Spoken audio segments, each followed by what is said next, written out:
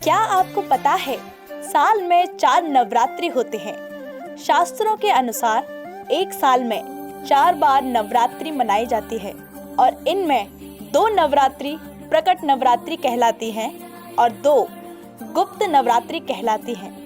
प्रकट नवरात्रि में देवी की पूजा सात्विक रूप से की जाती है और गुप्त नवरात्रि में तामसिक रूप से पूजा होती है। प्रकट नवरात्रि साल में 2 बार आते हैं, चैत्र मास में और आश्विन मास में।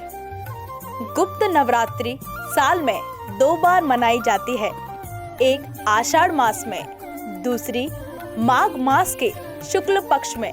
यानी ये 2 गुप्त नवरात्रि और 2 प्रकट नवरात्रि मिलकर 4 नवरात्रि कही जाती हैं। आषाढ़ गुप्त नवरात्रि में 10 महाविद्याओं की पूजा का महत्व है। इसमें विशेष रूप से साधु, सन्यासी, तांत्रिक और सिद्धि प्राप्त करने वाले माँ दुर्गा के 10 अवतार की साधना करते हैं। गुप्त नवरात्रि में तंत्र साधना करने वाले विशेष रूप से 10 महाविद्याओं या महादेवियों की पूजा सिद्धि प्राप्त करने के लिए गुप्त रूप से करते हैं। गुप्त नवरात्रि की पूजा गुप्त रूप से की जाती है, इसलिए इसे गुप्त नवरात्रि कहा जाता है। कहा जाता है कि 10 महाविद्याओं में पूरे ब्रह्मांड की शक्तियों का स्तोत्र है और इन्हें शक्ति कहा गया है। इतना ही नहीं, शिव भी इस शक्ति के बिना शव के समान है। लेकिन क्या आप जानते हैं कि आखिर कैसे हुई 10 महाविद्याओं की उत्पत्ति? आइए हम आपको बताते हैं।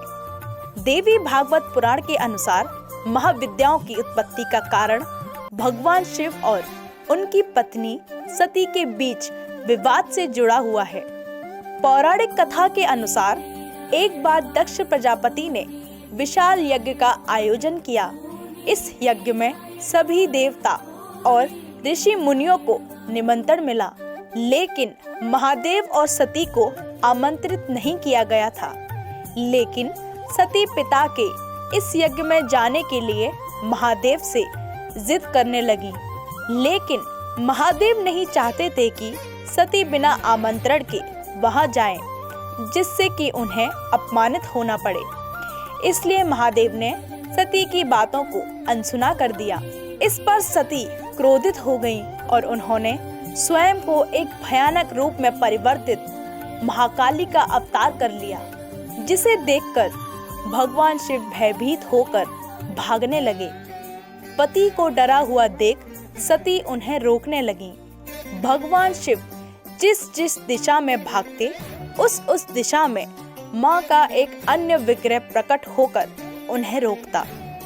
इस तरह से 10 दिशाओं में माँ ने 10 रूप ले लिए। माँ सती के इन्हीं 10 रूपों को 10 महाविद्या कहा जाता है।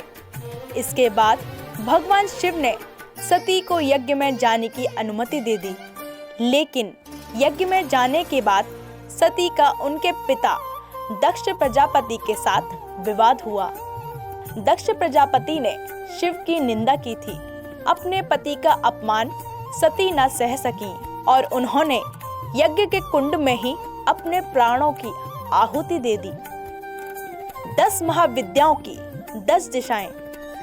भगवती काली उत्तर दिशा, तारा देवी उत्तर दिशा, श्री विद्या ईशान दिशा, देवी भुवनेश्वरी पश्चिम दिशा, श्री त्रिपुर भैरवी दक्षिण दिशा, माता छिन्नमस्तिका पूर्व दिशा, भगवती धूमावती पूर्व दिशा, माता बगला यानी बगला मुखी दक्षिण दिशा, भगवती मातंगी वायव्य दिशा, माता श्री कमला नेत्र दिशा।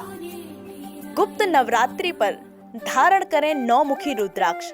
आइए जानते हैं 9 मुखी रुद्राक्ष के फायदे। यह 9 मुखी रुद्राक्ष नव दुर्गा को समर्पित है और इसमें नव दुर्गा की शक्ति समाहित होती है। यह 9 ग्रहों की शांति के लिए धारण किया जाता है। 9 मुखी रुद्राक्ष सुख समृद्धि, घर के कलेश को दूर करने में फायदा करता है। हर तरह के रोगियों को 9 मुखी रुद्राक्ष धारण करना चाहिए। मंगल ग्रह की शांति के लिए यह धारण किया जाता है।